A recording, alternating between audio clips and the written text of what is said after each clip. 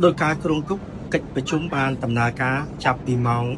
12 រហូតដល់ម៉ោង 1 កន្លះម៉ោងនៅទីក្រុងកូឡាឡាំពូក៏ប៉ុន្តែនៅពេលនេះដោយសារកិច្ចប្រជុំ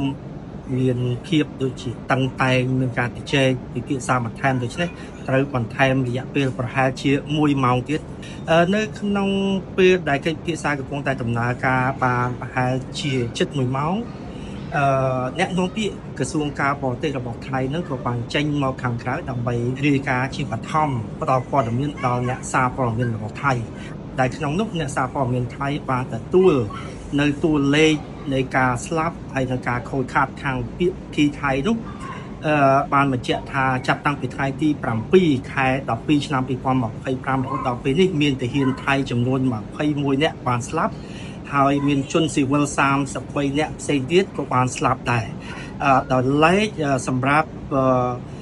កាលពីប៉ះទង្គិចលើកដំបូងកាលពីខែ 7 ខែកក្កដានោះមានទាហានថៃចំនួន15 នាក់បានស្លាប់បាត់បង់ជីវិតហើយសម្រាប់លើកទី 2 នេះប្រជាពលរដ្ឋថៃដែលប៉ះពាល់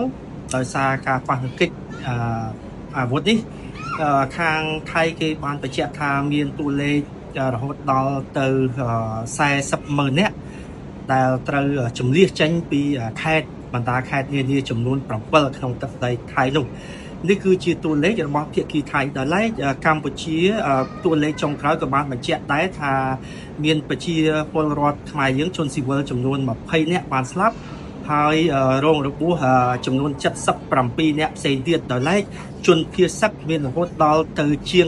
50,000 នាក់មានន័យថាជាងកន្លះលាននាក់នេះគឺជាតួលេខចុងក្រោយរបស់ភាគីថៃហើយនិងភាគីកម្ពុជា